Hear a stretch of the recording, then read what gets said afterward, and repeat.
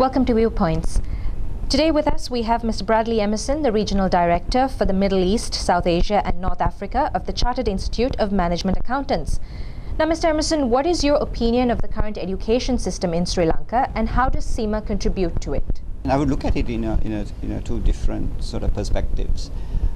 When you say higher education, you are looking at just university education, and then the CIMA part of it. But if you look at the 500,000 kids who take O-levels, obviously they aspire to take A-levels and go to university, and you only have about 20,000 roughly going into university, which is just 4% of the kids who take O-levels.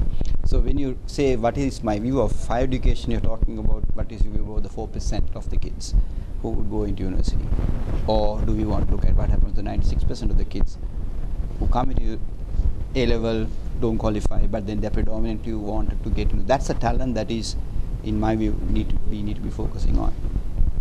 If you look at what we are doing in the university system,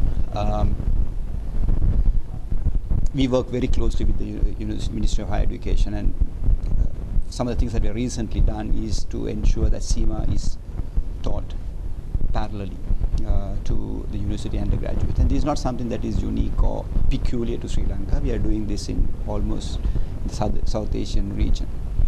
South Asian region, by and large, is a degree-driven market, except that we don't have enough university graduates passing out. But if you look at the other countries like India, Pakistan, or Bangladesh, there are immense number of students are passing out through university. Even those markets are looking at having a professional qualification on top of their basic degree, because it's two different things. One, a degree education is a must-have, like the food you need to have to eat, to live. Professional qualification is like the training and the vitamins that you get to become an athlete. So it's a combination of both. Today businesses need to run. Businesses need to run, then you need to have athletes. So professional qualification is something globally is demanded for, to convert the ability to capability so that they can become athletes to run. Otherwise we as a nation will fail. We have a huge opportunity post-war, and we all have heard from various sources the biggest challenge we have is the lack of talent. It is not the mere head count, but the heads that count that matters. So in that context, we need to have professional qualifications to come in. So what has CIMA done? CIMA has expanded in the last 5 years into the regions.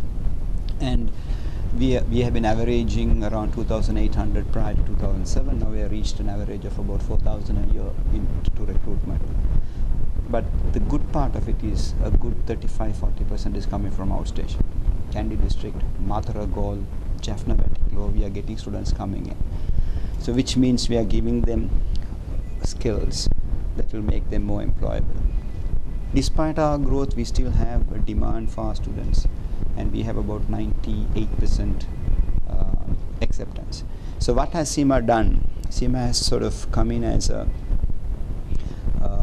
additional methodology for our kids to get a qualification, but even those who don't get into the university education system, to get the right skills and knowledge to make them employable. If you look at the BPO industry, which is around $400,000 net today, and the projection, so the aspiration of the government is to move it to $1 billion by 2015. We have about 40,000 kids working in this industry, both finance and IT. And if you look at the net revenue per head, per chair or per seat, would be greater on the finance and accounting side.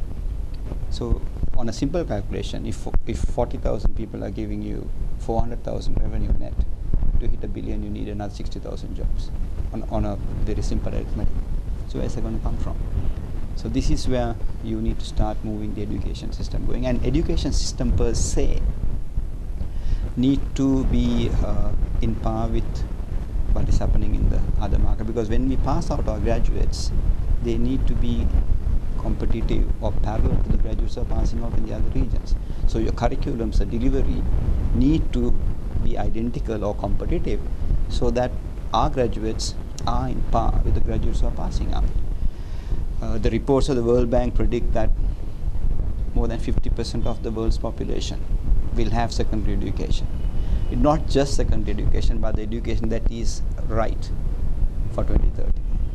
So we have to continuously change what we teach our kids, the way we teach our kids, and how we check their knowledge. Otherwise, the time they spend, 4 years, and the money the government puts in to provide free education will not have any return.